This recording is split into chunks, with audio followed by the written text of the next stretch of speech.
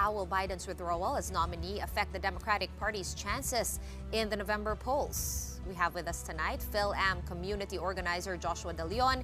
He is also from the National Alliance for Filipino Concerns and, of course, a very proud Democrat. Joshua, thank you for making the time to join us tonight. First of all, I wanted to ask your reaction about Biden's decision to step down from the November polls. What is the reaction of Democrats over there? Thank you for having me. And I think for a lot of Democrats, frankly, it is a sense of relief. There has been this sense of dissatisfaction that, depending on your position in the party, has been either something you can't talk about but whisper behind the scenes, or that you've actively been pushing against for a little while. And so I think there's going to be a little bit of a breaking of the dam, where a lot of folks who have been very uncomfortable with Biden's candidacy so far are going to feel a little bit of that relief now that there's going to be a new candidate at the fore, and hopefully one who's more suited to the moment. Joshua, what do you think was the tipping point of that decision of President Joe Biden? Was it what happened to former President Trump? Was it the past debate? Or was it leaders from the Democratic Party finally speaking up? I do think it's a combination of all those things. You know, the truth is that Joe Biden has been in public office in various forms for around 50 years, right? Half of a century in various forms of leadership as a senator at age 29, right? All the way now to being president. And so he's someone who has been in the public scene for so long that leaving in this role at the peak of his career in terms of accomplishment, I'm sure must have been a very hard decision. But I think that, you know, when you see party leaders, both in the press and also publicly, starting to chip away at that idea of unified support, I think that that for me is probably the biggest sort of straw that breaks the camel's back, if you will, because you know Joe Biden has a fairly narrow and trusted pool of advisors now that he's been in office for a few years now, and I don't think that simple online dissatisfaction or a few pundits would be enough. It really is that concerted pressure from party leaders, and I'm sure a lot of very hard conversations with his family as well.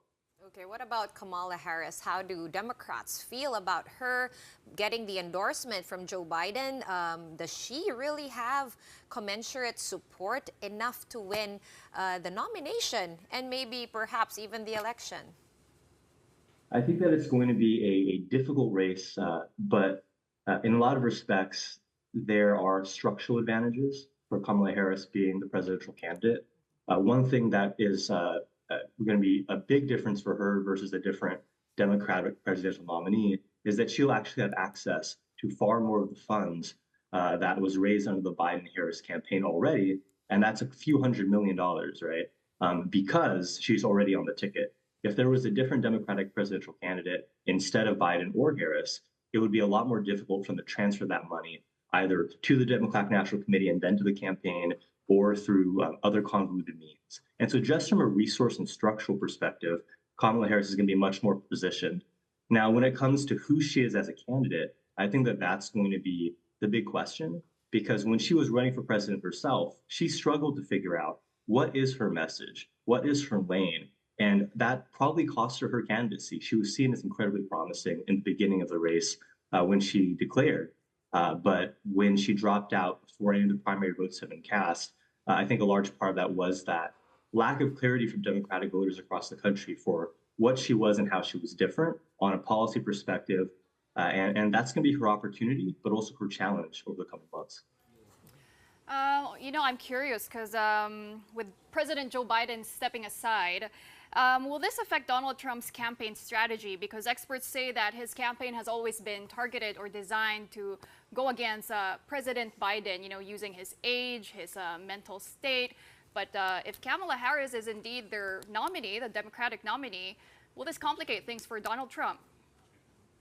I think that'll complicate things to a point because Donald Trump is an incredibly he's a blunt instrument when it comes to politics, right? And so I think that when it comes to pivoting to a candidate like Kamala Harris, who carries with her a lot of different identity factors, right? She's a woman of color, she's the first Black woman and the first South Asian or Indian American vice president ever in the United States. And there's different qualities and different valences that happen when you're talking in a public setting about people from different identities. And so there's a lot of possibility of Donald Trump saying incredibly problematic, maybe even racist and sexist things when he's trying to use his typical bull in a china shop aggressive approach. And so I can see that being one area where he's never shown an ability to be subtle or effective. And so I would not be surprised to see Donald Trump embarrass himself in a lot of respects. But on the flip side, he doesn't show that much embarrassment, right? And so you can see a potential dirtying of the campaign as it gets closer to the ensuing months, as he has a candidate who is more energetic, who is going to be able to really be trying to advance and shape her narrative and her message over the coming months. I'm unfortunately very confident that Donald Trump is going to be not turning down the temperature, but probably raising it in terms of vitriol. And his vice presidential pick, J.D. Vance, is well known for that as well and will likely be added to that fire. Let's talk options, though, Gretchen. I just want to hear your thoughts, because a lot of people are asking, if not the vice president, if it's not Kamala, who would it be? A lot of pundits are saying that the Democratic bench ain't that deep, and therefore, you know, there's not a lot of options out there. What would you have to say to that? Would there be another option, if not the current vice president? I think it's going to be a really interesting question, right? Of where are they going to invest in this role? Is the point of the vice president to expand the electorate, in which case you probably are going to want to pick somebody who is representing a certain state or a certain demographic that might strengthen a weak area for the Democrats. And so if that's the case, someone like Gavin Newsom has been talked about a lot. He's the governor in California. He's my governor because I live in Los Angeles. And so Gavin Newsom is someone who's been talked about a lot. If you're trying to expand the electorate and trying to reach a state or a region that you're not already covered, Kamala Harris being from California, probably not the best pick to add to Gavin Newsom, right? On the flip side, you've heard people talk about someone like Pete Buttigieg, who's the current Secretary of Transportation. And he's someone who had a national profile as a presidential candidate and fared fairly well. And so there's considerations with candidates like him. I think that in a lot of respects, that will come down to a combination of who makes it more possible for the Democratic Party to win in November, not just Kamala Harris as president, but also up and down the ballot. And in addition to that, I think a big question will be who shores up the weaknesses that a candidate Harris might have to be able to handle and challenge the back and forth that's going to happen with the Republican Party over the next few months. I think it's an open question, and it'll be really interesting. This might be maybe the most exciting Democratic National Convention in my lifetime for sure, because we're entering it with a much more ambiguity than we've ever had in recent memory. I did read that on Time today, that the Democratic Party is entering uncharted territory with what's happening. It is 4 months only to go before the polls. What will the Harris campaign or the Democratic campaign need to do to catch up with Donald Trump? I think one of the biggest things is to get out in front of voters. You know, for various reasons, the Joe Biden campaign had been very hesitant to put President Biden in situations where it would be incredibly dynamic and potentially risky. We know and we've seen that he's not the most effective speaker at this moment in his career, especially in these improvisational and unpredictable situations. And the debate showed that, right? That he's not as equipped in this moment to be able to do that well. They're going to need to have Kamala Harris out in front of voters in a lot of different settings, on television, for crisscrossing state to state, because they're going to need to really get that shoe leather, right? Get present, get visible to voters.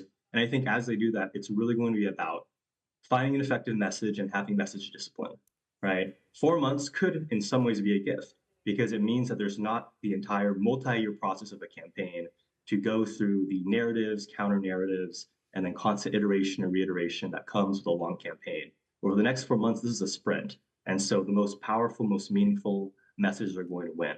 And so if Kamala Harris can emphasize the kitchen table issues that affect day-to-day Americans and working class Americans, particularly in this moment when folks are, in a lot of respects, not feeling the economic recovery, right? Or feeling inflation, or feeling high costs, or feeling exorbitant rent.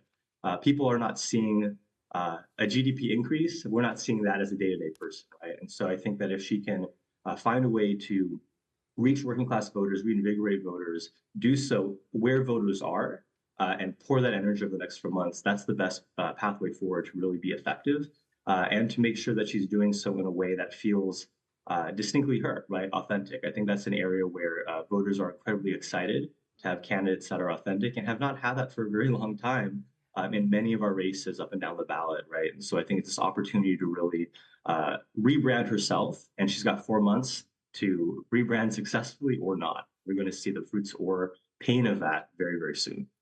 Well, Joshua, you are a part of the National Alliance for Filipino Concerns there in the U.S. What's the sentiment of Filipino Americans there, and what do they think about Kamala Harris now running for presidency for the Democratic Party?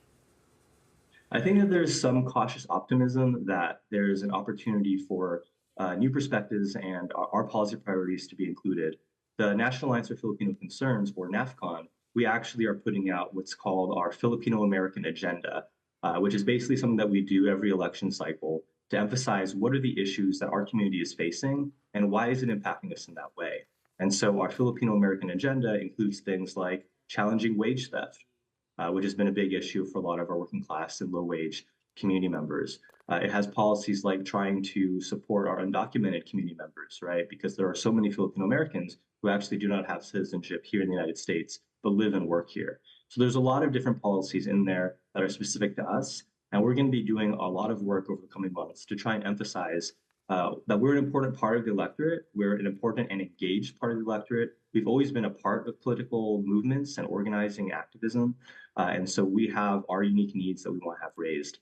Now, I say cautious optimism because with a candidate like Kamala Harris, she has been in the presidency as the VP for the last few years. And yet we have not had a deep relationship with her office in terms of knowing exactly how she's going to reach us in our community. And so I think it's an opportunity for her to step beyond some of the things that Joe Biden was weaker on. You know, one issue that folks in the United States and around the world have cared a lot about is the issue of Palestine and the fact that there's an active genocide happening in Gaza. Joe Biden has stumbled on that issue and has failed to significantly or effectively slow down the pain happening in Gaza. And I think this is one example of a policy area where Kamala Harris has the opportunity to really be responsive to the vast majority of Democratic voters and actually present a different path forward. And so I hope that she does that over the coming months. We'll certainly be asking her to. So many moving parts still, and just 4 months to go for sure. One thing we do know as early as now is it's going to be a very, very exciting and tense 4 months. Thank you so much for joining us tonight, Philippine time. Filipino American community organizer Joshua De Leon, all the way from California.